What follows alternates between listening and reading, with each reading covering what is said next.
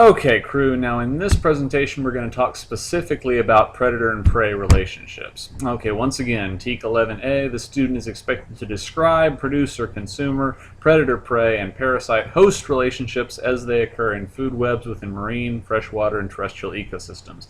In the last presentation we talked about food webs, and so this one specifically we're going to talk about predators and prey.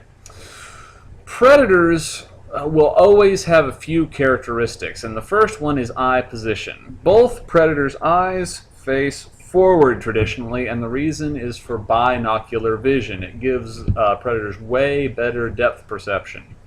When you're chasing after something, you want to be able to see just how far away from it. It allows you to focus your vision better.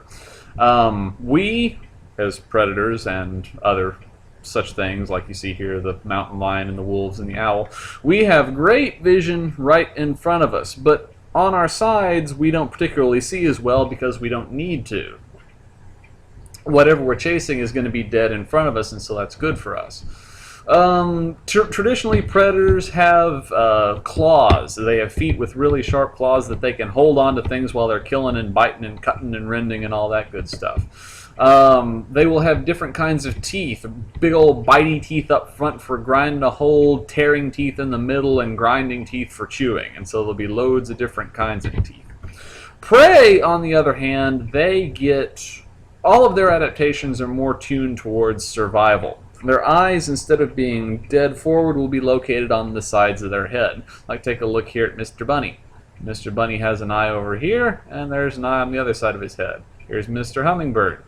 Little eye here, eye on the other side. Mrs. Deer here, eye on this side, eye on the other side.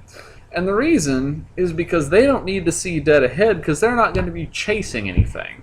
What they're looking for is what's coming up on their sides, what's coming up potentially behind them. That means that in front, they don't necessarily see as well as predators do, but it's fine because they don't need to.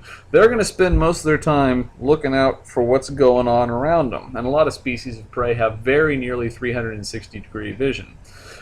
They see great on this side, great on this side. Their depth perception isn't that good, but it doesn't need to be. They will not have feet with really sharp claws necessarily. Prey species will have feet that are made for running, because that's what they do when they're trying to get away from predators. Their teeth won't particularly be that sharp because they don't necessarily need to tear things. They're more about grinding. They'll have some front teeth that might cut into food a little bit, but in the back you'll have molars and premolars that are just for chewing up and grinding. Really good for plant material. And here you have some examples. Just by looking at their feet and where their eyes are positioned, you can tell if something's predator-prey. Take a look at this guy, take a look at this girl, take a look at this guy, take a look at this one. Just by looking at that, where are their eyes, where are their feet, you know pretty much what their role in society is. Just because prey is prey doesn't mean that they have their own, that they're without their own adaptations. There are lots of ways to make yourself unpleasant to eat. Cacti and porcupines have spines. Spines make you very unpleasant to chew on. Turtles have shells. So lots of plants, milkweeds, different kinds of frogs, they have toxins that kill things. Monarch butterflies, from what I understand, taste bad. Some prey can camouflage themselves. They have colors, they have mimicry, all this good stuff. There's some examples of camouflage. We got our owl in the Arctic. We've got our seahorse that looks like seaweed. We've got our leopard that blends in. It's not unique to prey, of course. Then you have your brightly colored things. And you might think that this is sort of counterintuitive. It's like, oh boy, the predator is going to eat the bright thing, but not necessarily. A lot of times bright colors mean danger. Think about road cones. And then you have mimicry, things that aren't necessarily the same species, but look like things that might be poisonous or dangerous or taste bad. Take a look here. Which of these butterflies is poisonous? Which of these butterflies is poisonous? Which of these snakes will kill you? And do you want to take the chance?